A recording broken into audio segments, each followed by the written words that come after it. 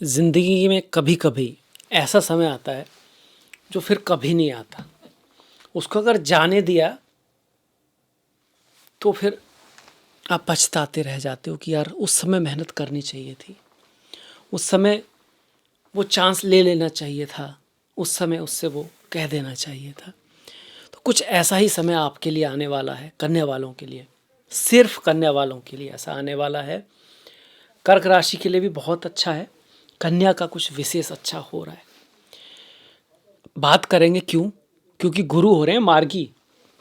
मार्गी तो हर साल होते हैं, पर इस बार कुछ खास बात है।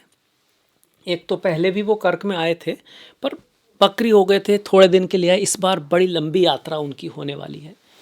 ऐसे तो मार्गी 11 मार्च से हो जाएंगे। 11 मार्च से 2 जून तक आपके दसम भाव में, मिथुन में रहेंगे। उसके बाद 2 जून से 13 दिसंबर तक आपके एकादश भाव में रहेंगे। यहाँ वो अपने मनपसंद नक्षत्रों से गुजरेंगे, जैसे कि पुनर्वसु, पुष्या, जो नक्षत्रों के राजा हैं। इसका क्या रिजल्ट होगा, इस पर बातें करेंगे हर एक का। और अश्लेषा, जो आखिरी नक्षत्र है कर्क राशि का, इसमें भारत के कई प्रधानमंत्रियों ने भी जन्म लिया है। बुद्धा का जन्म भी बोलते हैं कि अश्लेषा नक्षत्र में हुआ था।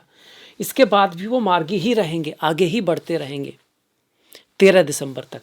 पर इसके बाद मतलब 31 अक्टूबर के बाद वो आपके 12वें भाव में आगे की गति माघा नक्षत्र में करेंगे, जो कि राज सिंहासन को दिखाता है, पितरों के आशीर्वाद को दिखाता है।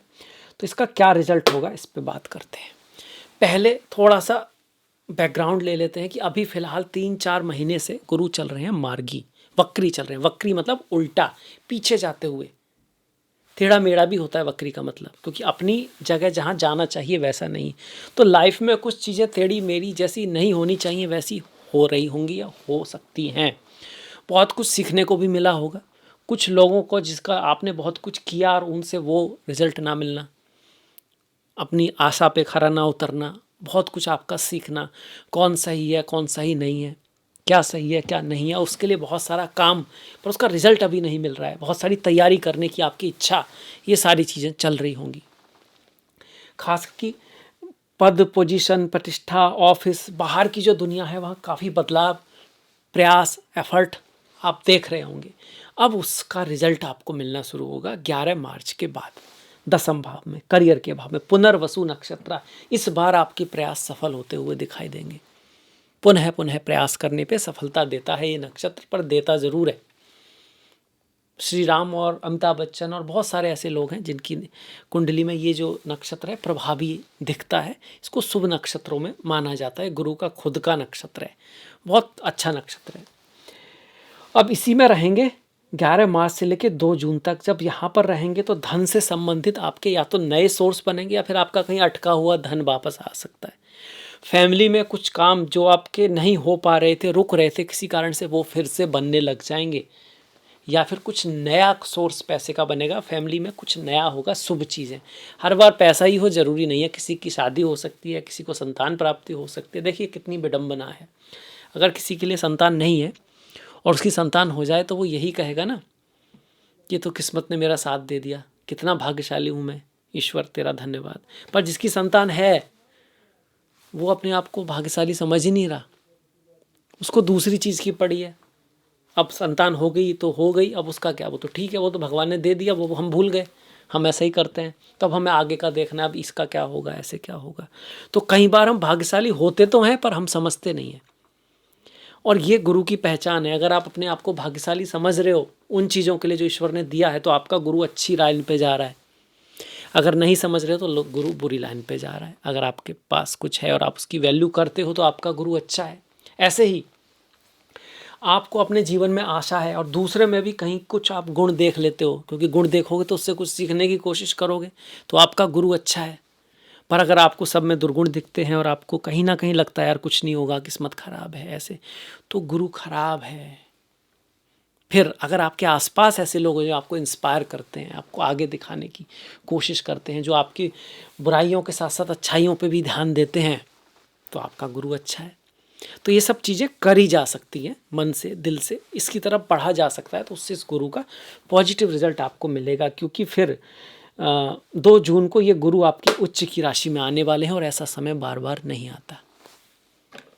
ऐसा समय बार बार नहीं आता जब गुरु एकादश भाव में जाएं। 12 साल बाद यहाँ आए हैं कन्या के लिए, बहुत बड़ी बात है, क्योंकि ये जो 11वां भाव है ना, ये सपने सच करता है।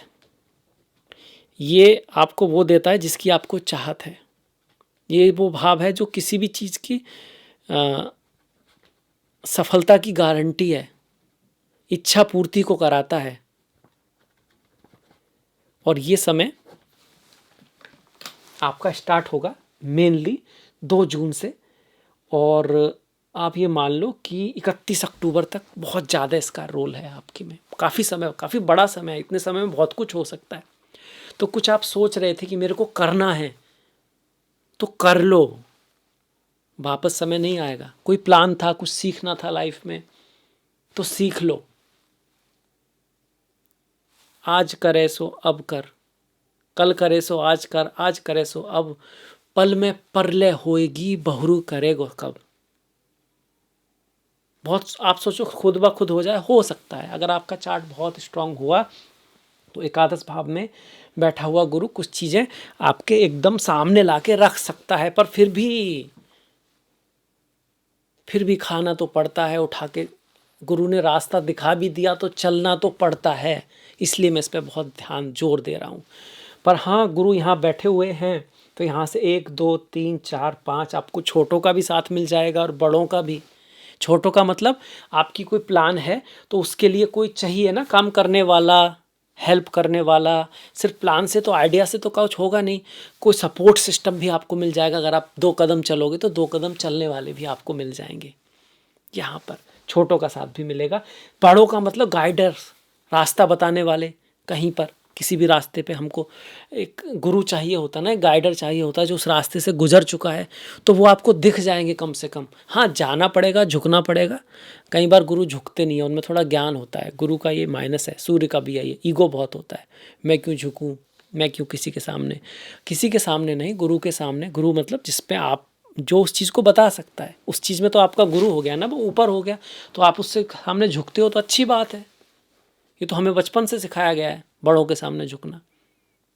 पिता, गुरु, टीचर, माता, फ्रेंड, कोई भी अगर बच्चे में भी किसी चीज़ को सीखने का हमसे ज़्यादा है, अच्छी चीज़ है, कोई गुण है, तो उस चीज़ में वो हमारा गुरु है।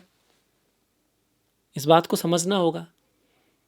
जो सीखने वाला है उसके लिए तो सारी प्रकृति ही गुरु है, क्योंकि सबसे कुछ कुछ सीख सकता है वो। तो इस बात को ध्यान में रखना है कि ये टेंडेंसी भी जरूरी है, तभी गुरु हमें रिजल्ट दे पाएंगे। सीधे पंचम भाव को देखेंगे। स्टॉक मार्केट, इन आप कह सकते हो, इन्वेस्टमेंट से आपको लाभ करा सकते हैं, गोल्ड वगैरह से आपको लाभ करा सकते हैं। आपका कुछ इन्वेस्टमेंट किया है वो ऊपर जा सकता है। आजकल आप सुन रहे होंगे गोल्ड के पैसे ऊपर जा सकते हैं, उसका मूल्य ऊपर जा सकता है। वो तो वैसे भी है कि भाई धन, आजकल वॉर चल रही है ये सब, पर कुछ सडन चेंजेस भी हो सकते हैं। जो नहीं सोचा है वैसा भी होगा। वो कब होगा? जब ये गुरु होंगे पुष्य नक्षत्र में, 18 जून से लेके 18 अगस्त तक। इसमें भी 14 जुलाई से 12 अगस्त तक दुनिया में कुछ बड़े उतार चढ़ाव आएंगे। भारत में भी कुछ बड़ा उतार, सरकार में हो सकता है, गवर्नमेंट में हो सकता है, कुछ ऐसी चीज़ें हो सकती हैं जो अनएक्सपेक्टेड हैं। जैसे कि कोई प्राइम मिनिस्टर है या फिर मिनिस्टर है, उसका प्लेन क्रैश हो जाए। आम आदमी का तो होता ही रहता है, अभी हुए है ना दिल्ली वगैरह में, ये सब एयर इंडिया वगैरह हो गया, ये सब पूरी दुनिया में कुछ ना कुछ चलता ही रहता है। पर ऐसी चीज़ें जो अनएक्सपेक्टेड हैं वो हो रही हैं और हो सकती हैं। इस समय में बहुत ज़्यादा चांस है। इसी को देख के लोग कह रहे हैं कि इंडिया में ना सरकार वगैरह जा सकती है, बाहर कुछ ऐसा हो सकता है, इसी अस्त गुरु को देख कर। पर ये वर्ल्ड लेवल पर है। आपके व्यक्तिगत लेवल पर 18 जून से 18 अगस्त तक का समय बहुत ही गोल्डन समय है, एक तरह का सुनहरा समय है। आपकी कुंडली में थोड़ा गुरु अच्छे हों, चंद्रमा अच्छे हों, क्योंकि चंद्र की ही राशि है यहाँ पे कर्क राशि। अगर वो यहाँ पर हुए, यहाँ पर हुए, यहाँ पर हुए, यहाँ पर हुए, यहाँ पर हुए, यहाँ पर हुए, तो बहुत कुछ बढ़िया हो सकता है। क्या हो सकता है? यहाँ पर हुए तो धन आ जाएगा, पैसा आ जाएगा, आपके प्रतिष्ठा में वृद्धि हो जाएगी। यहाँ पर हुए तो आपके करियर में पोस्ट पोजीशन, आपको कुछ अच्छे ऑफर मिल जाएंगे। यहाँ पर हुए तो आपके बिजनेस आदि में वृद्धि हो जाएगी। यहाँ पर हुए तो घर, गाड़ी, भूमि, वाहन, बंगला आदि का सुख ज़्यादा मिल जाएगा। यहाँ पर हुए तो ज्ञान, पुत्र आदि का हो सकता है। यहाँ पर हुए तो शादी विवाह भी हो सकता है। यहाँ पर हुए तो हायर एजुकेशन, धर्म, भाग्यशाली कुछ चीज़ें होना जो लक्ष्य ही होती हैं धर्म के प्रति, जिज्ञासा का बढ़ना, ये सारी चीज़ें, धर्म यात्रा होना। अब कहो, बहुत सारे लोग कहेंगे तो फालतू की बात है धर्म यात्रा। अब अगर वो आपके लिए इम्पोर्टेंट है तो वो आपके लिए फालतू की बात नहीं है। ये ठीक उसी तरह हो गया जैसे कि किसी की शादी ना हो, फिर उससे कहिए यार शादी, हमारी शादी हो जाएगी, कितना खुश होगा यार, क्या बात है शादी हो जाएगी, हम तो इतनी कोशिश कर रहे हैं, हो ही नहीं रही है। पर अगर किसी की शादी हो चुकी है, आप उससे कहो यार आपकी शादी हो गई तो आप भाग्यशाली हो, वो क्या कह रहे ये ऐसे कैसे, मतलब ये तो कोई बात ही नहीं हुई, ये भी कोई भाग्य है। तो चीज़ें एक ही है, घटना एक ही है, दोनों के लिए आपके सामने एग्जाम्पल है, इंपॉर्टेंस अलग हो जाती है व्यक्ति की। जैसी दृष्टि वैसी सृष्टि। किसी के पास सब कुछ है पर वो फिर भी परेशान है, गुरु खराब है उसका, और उसे सही करना है तो उसे सीखना होगा थैंकफुल होना। इसके साथ साथ माफ़ी देना सीखना होगा। गुरु माफ़ कर देते हैं। किसी भी शिष्य को गुरु कभी गुस्से में कुछ कह भी दिया, फिर बाद में माफ़ कर देते हैं, गुरु का नेचर है। तो गुरु अच्छा करने के लिए हमको भी माफ़ी देना सीखना चाहिए। मिट्टी डालना, भूल जाना, बातों को दिल में नहीं रखना, दिल से पवित्र होना, निश्चल होना, सही भावनाओं के साथ सबके साथ मिलना, बातें करना, अच्छी सलाह देना, ये गुरु के अच्छे गुण हैं। तो जिसके मन में ऐसे गुण होंगे, गुरु भी उसी को लाभ दे पाएंगे। ये भी ध्यान रखना है। कई बार हम सोचते हैं गुरु तो सब कुछ दे दे, हम कुछ ना करें, तो ऐसे नहीं चलेगा। पर हाँ, ये बहुत बढ़िया हो गया आपका पुष्य नक्षत्र 18 जून से 18 अगस्त। इसमें 14 जुलाई से 12 अगस्त अच्छा तो है, बढ़िया तो है, पर उसमें आपको कुछ नया नहीं करना है, कुछ बहुत बड़ा चेंज नहीं करना है, क्योंकि इसमें गुरु कंबस्ट रहेंगे। और दुनिया के लेवल पर कोई युद्ध वगैरह हो सकता है, कोई बीमारी वगैरह आ सकती है, किसी बड़े लीडर का कुछ उतार चढ़ाव हो सकता है, वर्ल्ड लेवल में जो पावर की पोजीशन है वो बदल सकती है। आप ध्यान दीजिएगा, ऐसा होगा। इसके बाद आगे अश्लेषा नक्षत्र। अश्लेषा नक्षत्र तो भाई नागों का नक्षत्र है, रहस्यों का नक्षत्र है। तो अगर आप किसी रहस्यवादी चीज़ पे काम करते हैं, रिसर्च में हैं, आप पॉलिटिक्स का भी नक्षत्र है, पॉलिटिक्स में हैं, तो आप ऐसी चाल चल पाओगे नेचुरली, ऐसा नहीं जानबूझ के, कि लोग आपको समझ नहीं पाएंगे। अगर आप स्पिरिचुअलिटी, अध्यात्म, समाधि आदि में है तो उसमें आपको कामयाबी मिल सकती है, गुरु मिल सकता है, ज्ञान मिल सकता है। ये भी बहुत, अश्लेषा नक्षत्र बहुत अच्छा है। पर अश्लेषा नक्षत्र में त्याग होता है। लक्ष्मण जी के जीवन में बड़ा त्याग था, बहुत त्याग किया लक्ष्मण जी ने। भाई के लिए चले गए, भाई के साथ चले गए, पत्नी वहाँ रह गई, और कभी उनके त्याग की कुछ खास बात भी नहीं हुई, सोए नहीं। बहुत त्यागी थे, तपस्वी थे लक्ष्मण जी। तो अश्लेषा नक्षत्र में अच्छे रिजल्ट के लिए बहुत कुछ छोड़ना पड़ता है, बहुत कुछ भूलना पड़ता है, बहुत कुछ दर्द वाला भी चीज़ें होती हैं, पर उसको सहन करके किसी बड़े लक्ष्य के लिए बढ़ना होता है।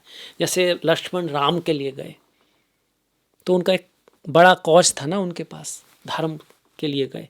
वो चीज़ तरह की जो सिचुएशन है वो 18 अगस्त से 31 अक्टूबर के बीच किसी बड़ी चीज़ के लिए, कुछ छोटी मोटी या कुछ हो सकता है बड़ी भी हो, पर दो बड़ी में से एक बड़ी को आपको चुनना पड़े, पर उसका रिजल्ट आपके लिए अच्छा हो। हालांकि राशि वही है तो पुत्र संतान आदि के लिए अच्छा, शिक्षा आदि के लिए अच्छा, छोटे बड़ों का साथ मिलना, शादी विवाह व्यापार, इन सब का चीज़ों के लिए बढ़िया करते रहेंगे। पर ये जो नक्षत्र है ये फ्लेवर ज़रूर लाएगा, उसे कोई नहीं रोक सकता, उसके फ्लेवर को। अश्लेषा नक्षत्र है। यहाँ पर कभी कभी व्यक्ति स्वार्थी भी होता है तो दिक्कत हो जाती है, तो वो आपको ध्यान रखना है। अब इसके बाद ये सबसे महत्वपूर्ण समय हो गया आपका, जो गोल्डन, जो मैं कह रहा हूँ कन्या राशि के लिए ऐसा समय बार बार नहीं आएगा, वो यही समय है। इसके बाद भी ठीक है, गुरु सिंह राशि में जा रहे हैं, अपने अच्छे नक्षत्र माघा नक्षत्र में होंगे, केतु का नक्षत्र है, केतु मोक्ष है, गुरु ज्ञान है। राहु से केतु की यात्रा में गुरु की आवश्यकता बड़ी होती है, मोक्ष कोई सीधे ही थोड़ी ना पहुँच जाता है, गुरु उसको रास्ता दिखाते हैं। तो अच्छा नक्षत्र है उनके लिए। राशि भी सूर्य की है, बहुत बढ़िया। पर भाव 12 माह है तो विदेश यात्रा हो सकती है, खर्चा हो सकता है, ट्रैवल हो सकती है, थोड़ा स्वास्थ्य का ध्यान रखना है, पोस्ट पोजीशन मिल सकती है, पर अपने जन्म स्थान से दूर जाना पड़ सकता है, इस तरह की सिचुएशन भी बन रही है। और स्पिरिचुअलिटी, आध्यात्म के लिए बहुत अच्छा है। घर, गाड़ी, भूमि, वाहन, बंगले पर खर्च हो सकता है, विदेश यात्रा पर खर्च हो सकता है। रोग, ऋण, शत्रु से आप निजात पाओगे, पर कोई रोग सामने आएगा तो निजात पाओगे ना, उसका पता लग जाएगा आपको। अब पता लगेगा तो आप उसका इलाज करोगे, ठीक करोगे, आयुर्वेद आदि का भी सहारा लोगे।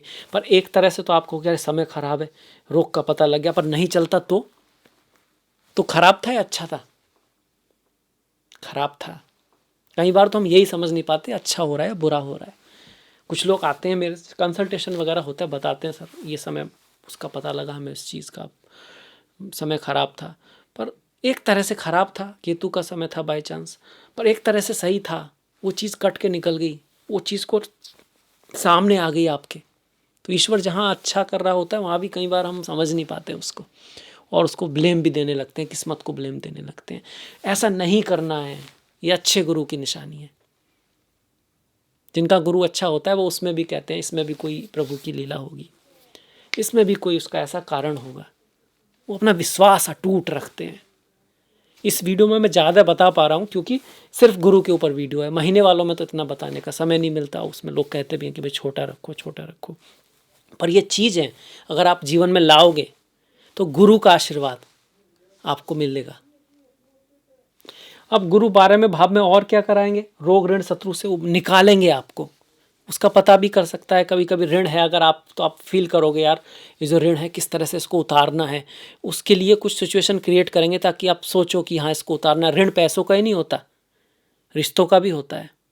रिस्पॉन्सिबिलिटी को फील कराएंगे, संतान की, परिवार की, दुनिया की। ये अगर आपने कोई गलती किया तो उसका आभास कराएंगे ताकि आप उसको सुधारने के लिए स्टेप लो। फिर इस भाव पर दृष्टि आएगी जो आपके इनहेरिटेंस का है, टैक्स आदि का है, क्रॉनिक डिजीज़ का है, लंबे चलने वाली बीमारियों का भी है, तपस्या का भी है, रिसर्च का भी है, अकल्ट का भी है, ज्योतिष का भी है। ये कहीं ना कहीं तो इन सब चीज़ों की तरफ हिडन एस्पेक्ट, आपके अंदर के जो हिडन एस्पेक्ट हैं, ऐसी कुछ चीज़ें, खूबियाँ, या फिर आपका कुछ हिडन गुण आपके सामने आ सकते हैं और अवगुण भी आ सकते हैं, जिनको आपको गुण है तो निखारना है, अवगुण है तो उससे ऊपर उठने की कोशिश करनी है। तो गुरु का ये 12वें भाव से दृष्टि जो आएगी अष्टम पर, उसका ये रिजल्ट है। सास ससुर को लेकर कुछ आपके कुछ ड्यूटीज सामने आ सकती हैं, कुछ उनका करना पड़ सकता है आपको। शादी विवाह के मामले में कुछ थोड़ा बहुत दूरी आ सकती है पति पत्नी के बीच में, तो उसका हल्का सा आपको ध्यान रखना है। माता के लिए अच्छा है। यहाँ पर 1 2 3 को की पंचम दृष्टि आ गई है। रोग ऋण शत्रु से आपको बुद्धिमानी से, ज्ञान से, दूरदृष्टि से काम लेना है तो आप उभर पाओगे, गुरु आपकी हेल्प करेंगे क्योंकि अच्छी राशि में है। इसके साथ साथ बस आपको थोड़ा अष्टक वर्गा में पॉइंट देख लेने हैं, दशा महादशा का थोड़ा ज्ञान हो तो और भी बढ़िया है। तो ये था मेरी तरफ से कन्या राशि के लिए गुरु के जो मार्गी हो रहे हैं, जो एक अद्भुत समय है, सुनहरा समय है, उसका विवरण। बहुत अच्छा समय है, कोशिश कीजिएगा कि इसमें कुछ लाइफ में हो, और मेरी आशा है कि आपको गुरु का आशीर्वाद मिलेगा। अब इसके साथ मैं आपसे विदा लेता हूँ। शेयर कर सकते हैं, कमेंट कर सकते हैं, और आपने इतना समय दिया इसके लिए आपका दिल से बहुत बहुत धन्यवाद। नमस्कार।